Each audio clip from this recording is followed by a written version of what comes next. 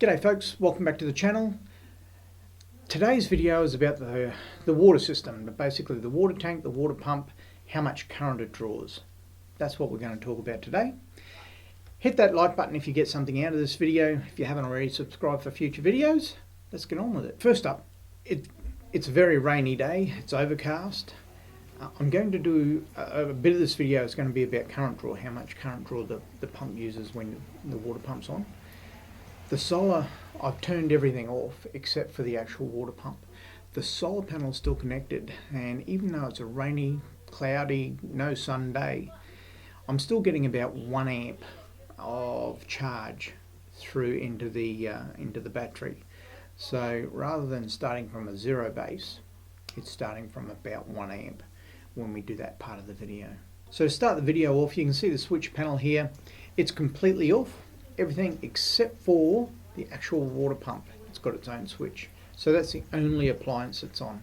The components in relation to this are the water pump, the water tank, the filtration system, and the tap. Firstly, to fill the water, I use a water filter. The brand there is Best. You'll see the first part of this filter that we've got here on screen, there's a 1 and a 2. The reason for that is the filter is reversible. So on even months, February, April, and so on, I will use the even number on the pump and it'll flow in that direction. And on the odd months, January, March, etc., I'll use 1, the odd side. I'm not going to read through all the little fours in relation to this filtration system. It's all there.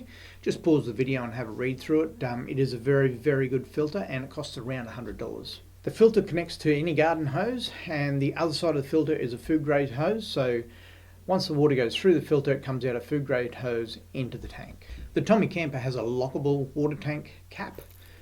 Just undo that lock and you've got access to the water tank. The water tank holds 75 litres, and it's supplied by Tommy Campers when they delivered the van to me. So I didn't actually choose this water tank. It came with the canopy when I bought it. I tell you, if I had the time over again, I wouldn't position it where I've positioned it. I'd put it on the passenger side, so on that same wall but on the passenger side, and that would take up a lot of the wasted space that's on that side of the van now. So anybody contemplating buying a Tommy Camper down the track, that water tank, if you're only going to get 1 tank, think about putting it on the passenger side on that wall, and that'll help eliminate some of the wasted space. Once that cap's off, we just put the food grade hose into the spout there, turn the tap on, and the filtration system does the rest. We watch the, you can see on the side of the tank there's a little gauge that runs up the side of the tank with clamp either side. Hopefully they'll never leak on me.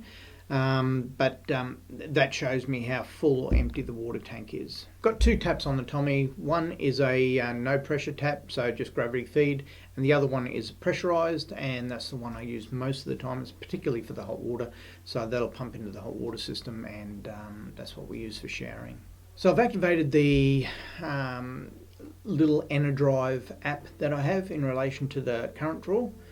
You can see the current draw before I turn the tap on is about that between 0.8 of an amp and 1.5 amps. That's coming out of the clouds and a no sun day, so it is a very good solar system, giving me a little bit of current during the course of the day, but not a lot. So that's the zero base, basically where we're starting from.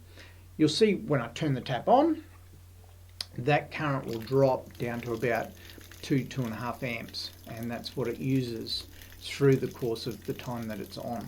So every time you turn your shower nozzle on or anything that activates that water pump, it's about 2.4 amps per hour that it's using. Now, there is no reason that it would be on for more than a few, probably 20 to 30 seconds would be the longest stint, and that would be while you were washing your hair or showering, or hosing the suds off in a shower. So the water pump is a Jabsco Parmax. It's a Jabsco Parmax 2.9. The 2.9 is in relation to gallons per minute. That equates to about 11 litres per minute that it'll pump, and it'll draw maximum of about 7 amps an hour. But as you can see, it's clearly a lot less than that. It's drawing about 2.4 while it's working through here today.